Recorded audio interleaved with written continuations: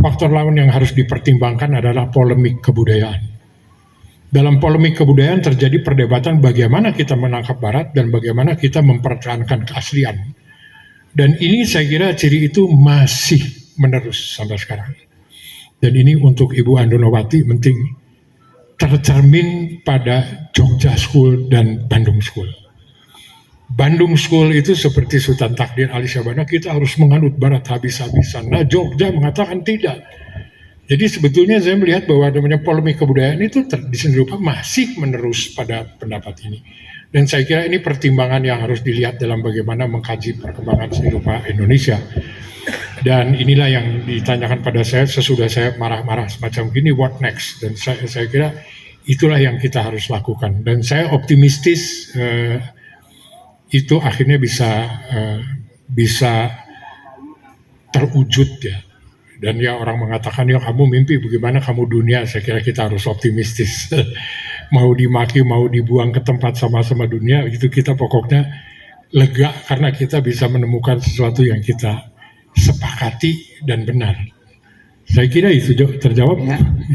Iya, nanti biar diteruskan sama teman-teman. Oke, kita masuk ke sesi, kita punya kurang lebih 30 menit untuk teman-teman sekalian mau bertanya, mau komen, atau mau menyanggah Mas Batu, Mas Gun, Mas sorry. Ya, silakan Mas Batu dulu.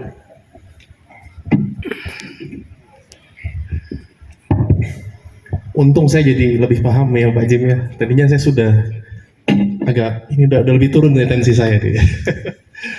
Tapi ada beberapa PR, ada 2 PR yang saya catat Pak Jim.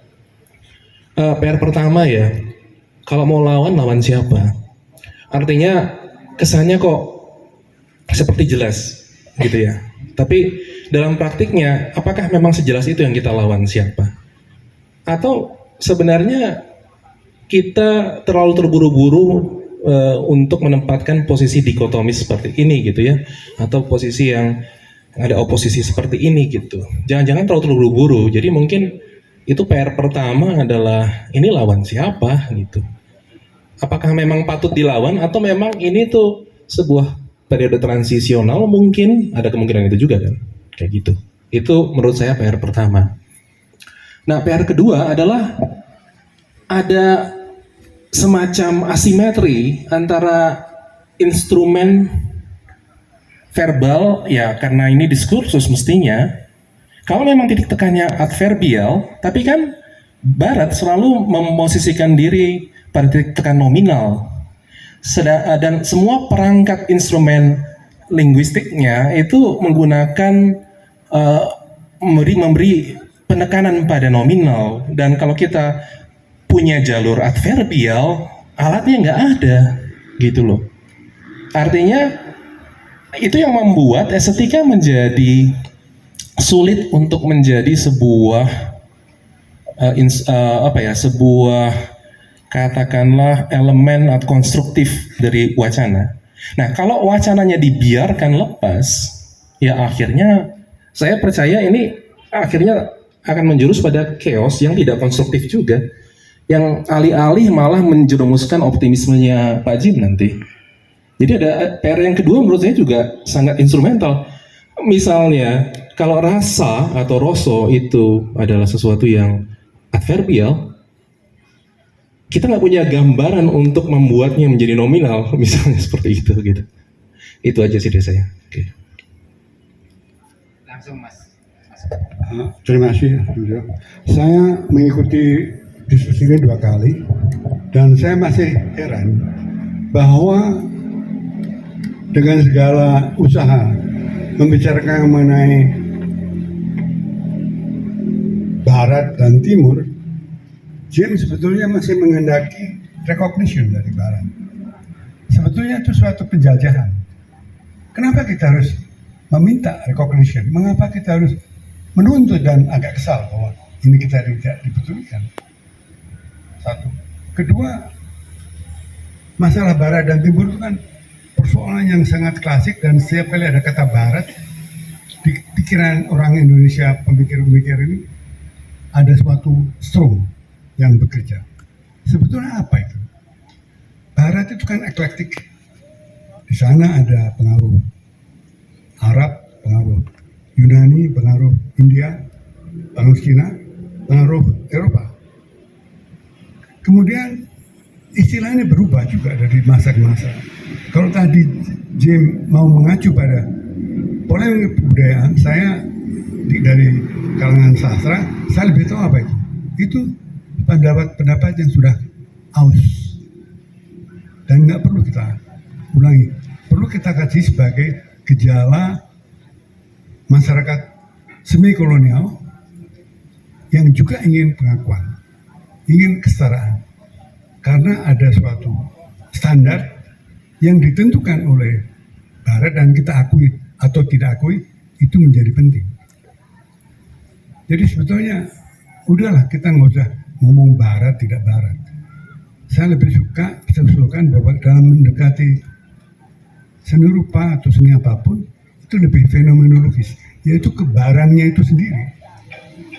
Nah, rupanya ada kegemaran pada kita untuk berteori. Saya tidak tahu apa teori pembebasan yang dikehendaki oleh Jim, tapi apa perlu teori? Kedua, apa perlu definisi? Dalam membahas karya, membahas sejarah, serupa, karena definisi bagaimana juga akan terbatas. Jim menyebut kagunan. Kagunan itu tidak usah ditanyakan ke Leiden atau ke sastra Jawa. Kagunan itu ditanyakan ke pedagang sate tambak sekarang juga tahu, yaitu kegunaan. Itu bahwa seni oleh Ki Hajar disebut ada kagunan karena Ki Hajar mencerminkan satu zaman ketika semua dikerahkan untuk kebangkitan nasional, jadi fungsional perannya, sama seperti takdir. Jadi seni itu harus fungsional. Kenapa harus fungsional? Ya karena bangsa membutuhkan itu. Jadi maka dia menerjemahkan seni sebagai kagunan. Apa itu seni? Kenapa harus kita definisikan? Kenapa harus kita perdebatkan? Saya kira di Barat pun kata art itu bisa macam-macam. Dan tidak selamanya satu masa sama.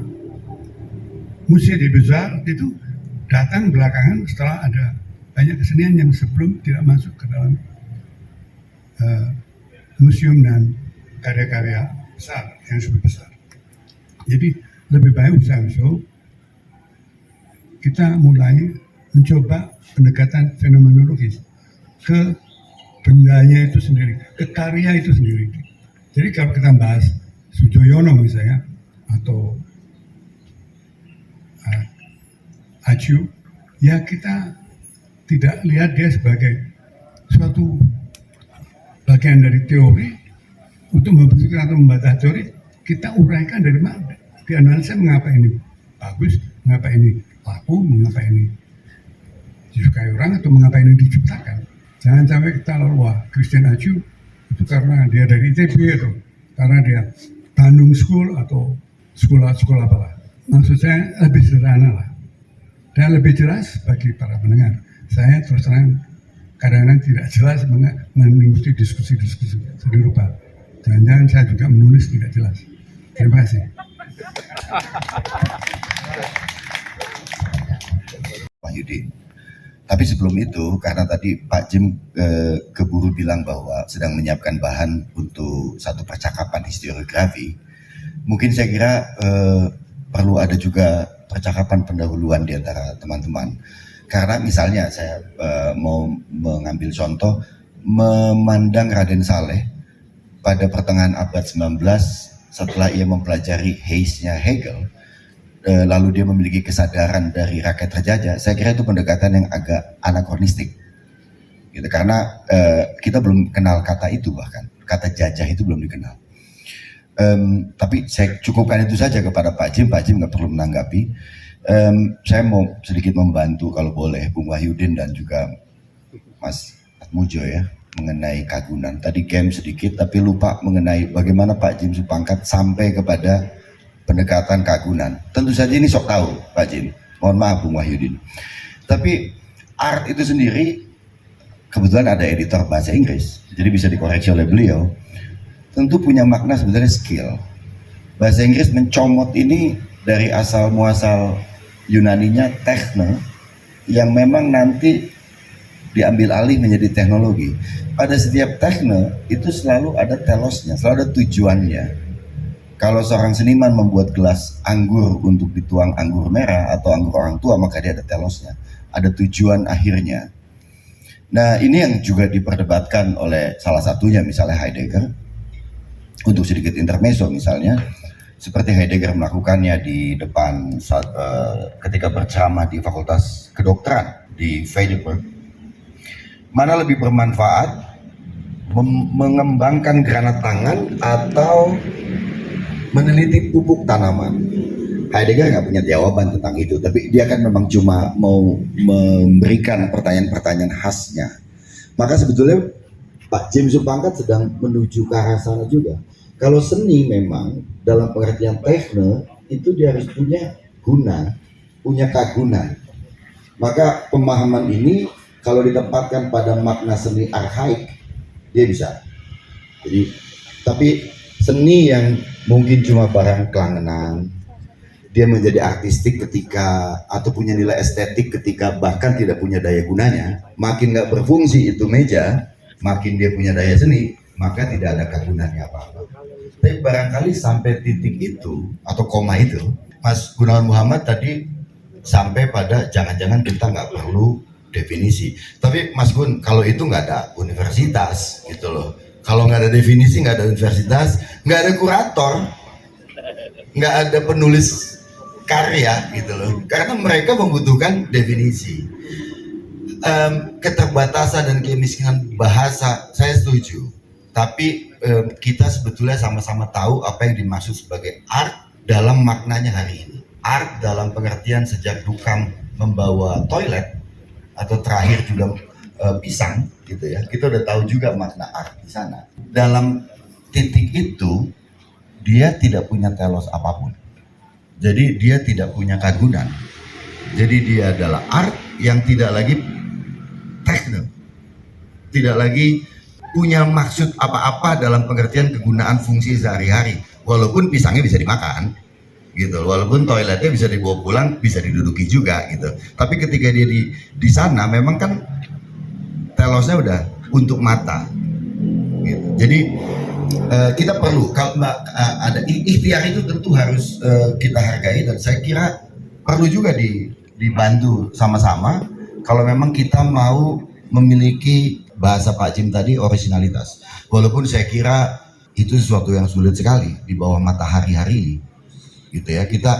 Saya kira bukan lagi masanya untuk mempertahankan atau seolah-olah kita punya keaslian. Dengan begitu kita sebetulnya sedang jauh ke belakang 100 tahun lebih memperdebatkan apa yang agung, apa yang tidak agung, apa yang barat dan tidak barat.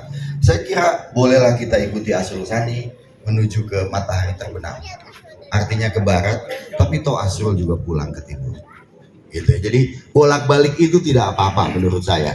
Udah, tapi sekali lagi ini bukan buat Pak Jim, tapi buat Mas Asmujo dan Bung Wahyudin. Kagunannya Pak Jim itu asal muasalnya dari tekne. Walaupun Pak Jim tidak ke sana, tapi sekali lagi karena saya sok tahu aja Pak Jim. Terima kasih, selamat sore. Ya, terima kasih Mas Arif.